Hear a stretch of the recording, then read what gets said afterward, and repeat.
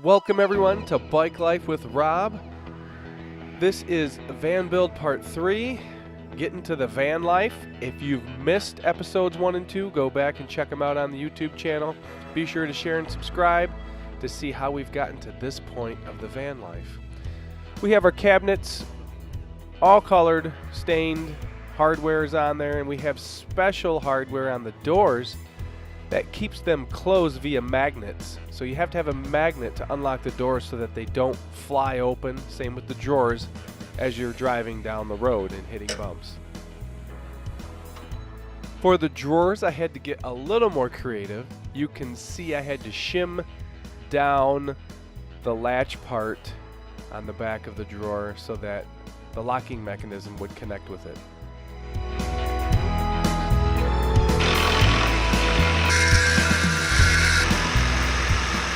The van build requires a lot of cutting, gluing, nailing, and Fortnite dancing.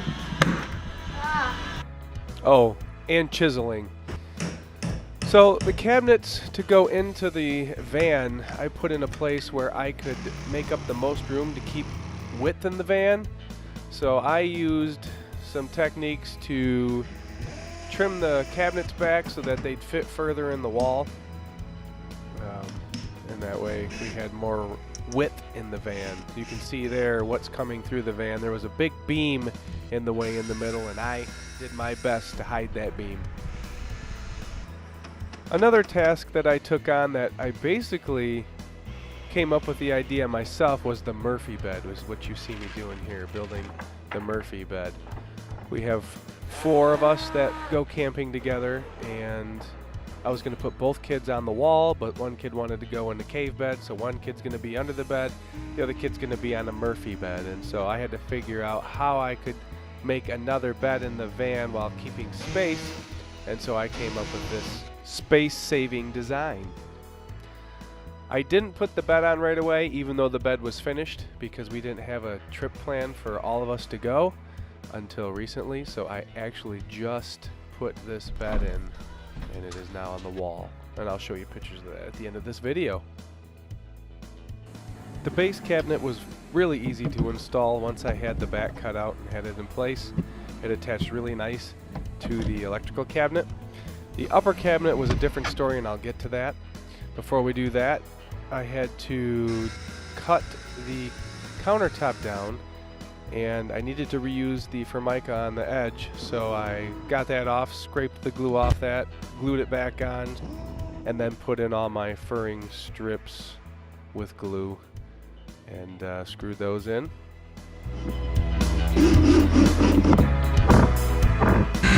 I also needed a sink. We wanted a sink in our van, so I am cutting out the sink. You'll notice I'm doing it upside down as to not chip the other side of the top. It's best to cut it when it's upside down. So I'm installing the sink, and we also went with a soap hand dispenser in the countertop so that when you're driving, your soap isn't flying all over the place. It's secure right in the top. And I thought that was a great idea. I went with a 10-gallon freshwater tank and a 7-gallon gray water tank, and those are directly under the sink in the cabinet.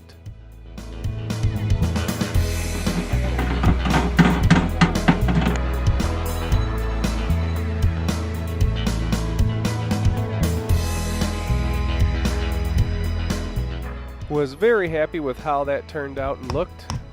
Just putting in the toe kick and using the nail punch to get those nails in a little bit so I can fill them with putty.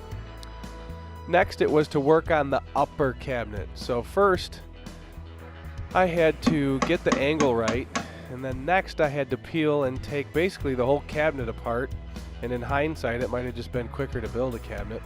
I had to cut the angle of the wall on the cabinet, remove parts off the cabinet, and then reinstall the supports in the back onto the cabinet.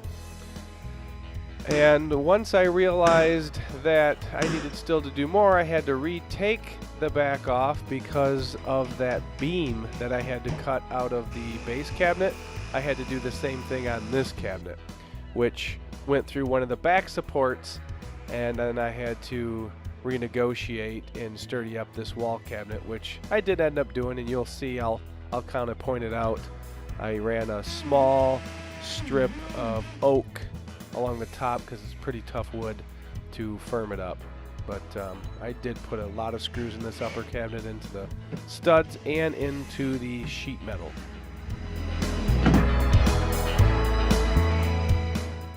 There is that sturdying piece on the upper, and I think it looks great. I think it looks amazing in there. On to building the kitchen table. This was another idea I had to come up with. I didn't want a table that screwed into the floor. I wanted something that had two legs that could fold up because we wanted to put a kid underneath to sleep. And so this table may work, it may need to be redone. On to the benches. I am installing tops that open on the benches so that we can have a bunch of storage underneath. As you can see, I'm just putting the hinges on, and all that underneath will be storage. And it kind of hides the wheels, so I think it works good. And this will serve as our kitchen table and the wife and I's bed. The power, the solar panel, the inverter, all that stuff. This was my biggest challenge, and I did lean on a few people to help me finish that, just to make sure I was doing it right. But when it was done, when the lights came on, when the fan worked, it was sweet relief.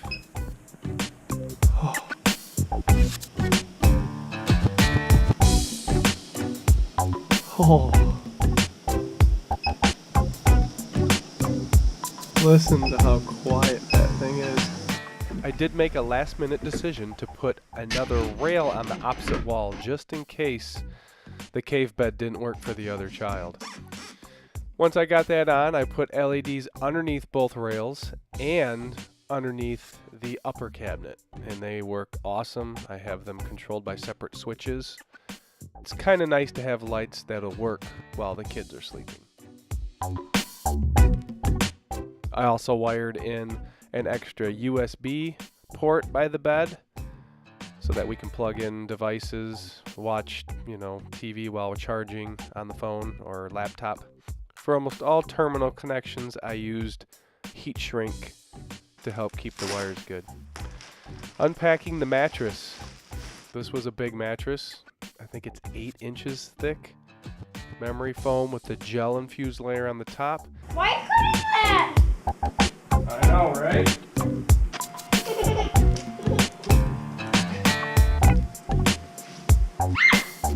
It's got little holes in the gel infused side. Now it was time to do the even scarier part. Cut your brand new mattress into 4 pieces so that it works also as a seat for the kitchen table. Yeah, so my son helped me with that, as you can see. Now we're back into the garage and we are working on the ceiling panels.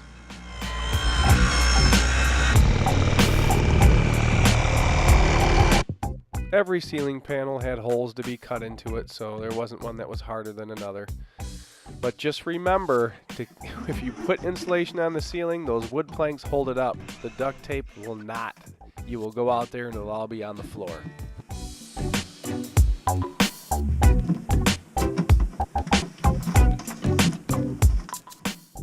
The last screw of the last ceiling panel. That felt good. Now it's time to cover the benches and put the lip for the table on. This wasn't very hard, just cutting, screwing in, and measuring. That's all it takes. A little bit of trace work for the end cap, where I made sure that it fit perfect with the lip. Also had to put nailers in spots where there weren't nailers or anything to screw or support anything into, so I did that on a lot of corners.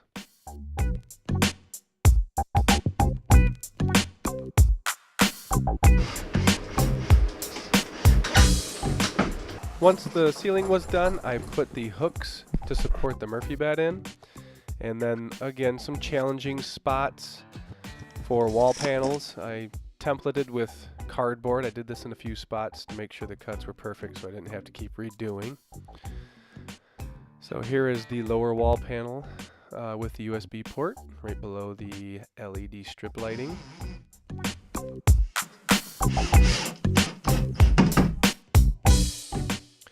Here is another one of those nailers I had to custom make and glue to hold the wall out and also to be able to screw some other things into. So I clamped it and glued it. Perfect. The solar charge controller was a doozy to hook up. I had to do it a few times. The backsplash is just a stick-on laminate, and you can see that switch right there controls all the lights and the fan.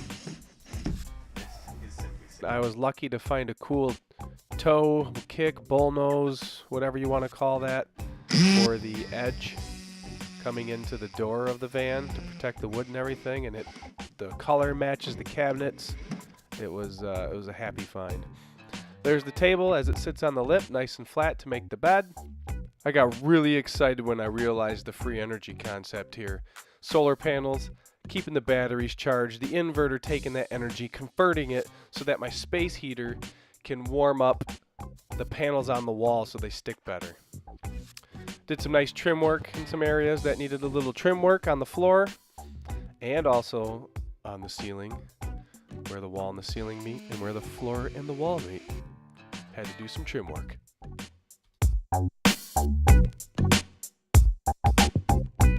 Shitter goes right here, and I decided to use one of the cargo hooks that came with the van, put that into the wall to hold the shitter in place. What a great idea that was. Just a quick bungee right around, that thing stays where it needs to be. It's hooked in there real good.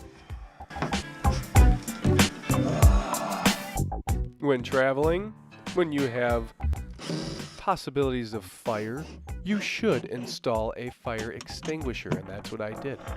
Right in the sink, right next to the gray tank there, as you see. And it looks wonderful. Real accessible. It'll work good. And with a fire, you also need a fire smoke detector. It's called a smoke detector, not a fire smoke detector. But you'll want one of those too, and I installed that there. And I also installed right below it a carbon monoxide detector. I also decided that I wanted another USB port on the outside of the electrical box, so that's what I am doing here. Options, options. It's always good to have options. The kids' seat is right next to that, and just in case they need to charge, I thought it would be great to have this right there. Just getting the hose connected from the sink drain to the gray tank box. It'll unscrew real easily. This is me finishing up the trim and the walls. The corners, the angles in the van are irritating me. It looks like shit. It's fucking shit looking. I was, however, happy with how this edge turned out. And I also cut down the styrofoam pieces that were in both of the upper corners that I custom cut and put back in. Here I am like Donatello with my staff. Oh wait, that's a trim piece. And I'm putting that on the opening on the sliding door, and I also make a couple to go on the back doors to cover the holes as well. And I later attach blinds onto those to keep the light out. So I have a change here. I started with an isolator under the seat for the battery charging from the alternator. This decision was made because I don't plan to use this charging method very often. And now I just have a quick switch that I can turn on and off so I don't have to go through the firewall. So where that red is there, I connected the positive, and the black I connected the negative. Here, I am getting ready to install the blinds. Measuring, drilling, attaching hardware, and attaching blinds, because you do need privacy when you sleep, and you also want privacy when it's time for a little bit of fun. At the bottom of the blinds, there are little clips that you can clip them into so they don't move. I also want to get another set of those for at the top, because when you drive, the blinds do move around a little bit and smack on the door and make noise. These are the blinds for the front windows. They came from Euro Campers, and they have suction cups that you put on, and they suction right to your window, and they do a fantastic job of keeping the light out, keeping the heat in, or keeping the cool in. Like I said at the beginning, here is the Murphy bed. It supports me very well. Everything is very sturdy, and I also have it locked into the wall very sturdy. Works really nice. The van is finished. Well, I know I will always be adding things, but it's been to a few races. It has everything we need in it to do what we need to do. We will put kayaks on the roof when the spring comes around, and the bikes go on the back. It's going to work perfect. We're going to be able to go wherever we want.